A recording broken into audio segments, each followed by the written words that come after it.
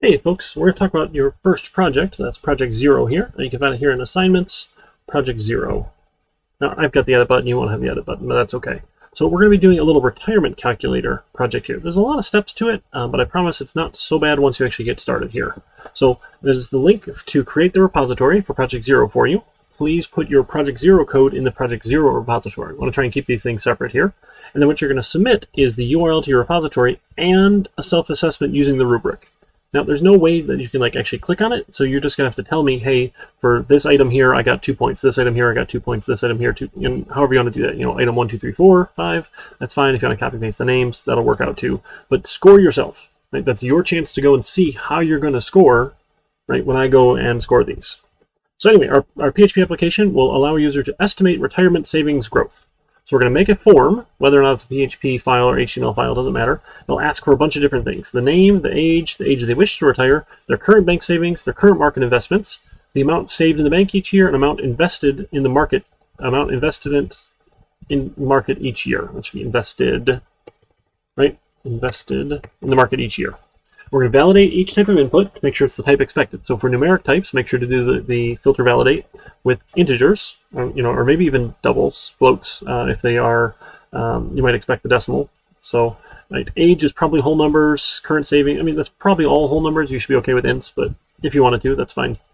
And then what we're going to do then for each year until they retire. So if you put in, hey, I'm age 25 and I want to retire at age 55.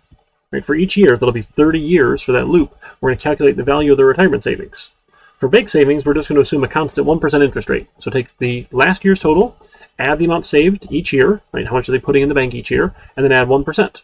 So if I started with $1,000 at age 25 in the bank, and I'm going to add $1,000 a year, then right, I started with 1,000, I add another 1,000, I have 2,000, and then add 1% to that. Right, you'd earn $20 of interest. Right, and then year 2. Right, repeat, keep on going. So you'd add the money every year and then add 1% every year as well. For market investments, we're going to be a little bit more interesting here because the market goes up and down. Again, this is just a terrible estimate, but it's just for fun here. We're going to pick a random value between -10 and +30 using this random function. You can go take a look at the link here if you want.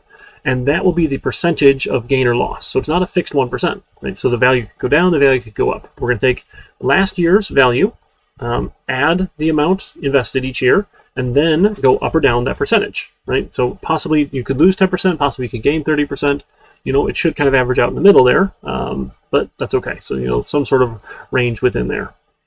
And then what we're going to do is we're going to display their name, and then for each year that they retire, making sure we use their HTML special characters before we display their name, we're going to display their age and estimated value of their bank savings and market investment for each year. So, hey, you were age 25, this is your values. At age 26, here's your estimated values. At age 27, here's your estimated values, or probably going down, right? 27, 28, 29, 30, 31, on and on and on until they get to their desired retirement age. Then at the end, we want to total the savings and investments, display the grand total, and then we're going to display the total adjusted for inflation. Now, this used to be pretty easy, and I could just say a fixed 3% every year, and that was close-ish. I have no idea, but we're going to pretend it's 3% anyway, because the current almost double-digit inflation is nuts, and I've not seen that before. But we'll just pretend it's 3% each year. So you take 1.03 to the power of years. So right, if you're going from 25 to 55, that's 30 years.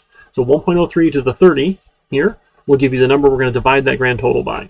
Because what happens is every year, if costs go up, just because you saved $1 million 30 years from now, doesn't mean it will buy you $1 million worth of goods in today's money. So when we say it's adjusted for inflation, we need to say, okay, well, it's actually worth 3% less every year. And right off the bat, you can probably see if you just stick money in the bank, you're actually losing purchasing power.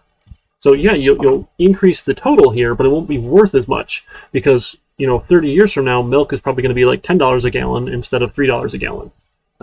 Actually, what is that number here? Let's see. So calculator, 30 years from now, so 1.03 to the 30. Oops, 1.03. to the, oh goodness, I need the scientific one here.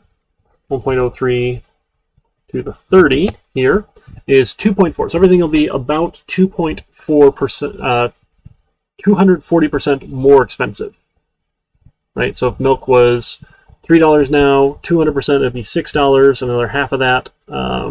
Right? Sure. So it's going to go up. So that's just a rough estimate again. So something like that. Right, you're going to display all of those. So how are you going to get your points? This is worth 10 points. You're going to 2 points for having the form with all the required inputs. It's just a static HTML page, great, you get 2 points. Your PHP file validates the inputs as the correct types. Right, you get 2 points for that. We're using HTML special characters before displaying the name. 2 points for that. That's super easy here. And it calculates and displays estimated savings and investment balance each year until retirement. This is like the bulk of it here. 2 points. And then the grand total savings and adjusted for inflation grand total, 2 more points here. 10 points total. Make sure you assess yourself as you turn in the URL. Right? And if you can see it on github.com, I'll be able to see it on github.com. And then assess yourself, and we'll go from there. All right, folks, if you have any questions, thoughts, or concerns, let me know. Take care, everybody.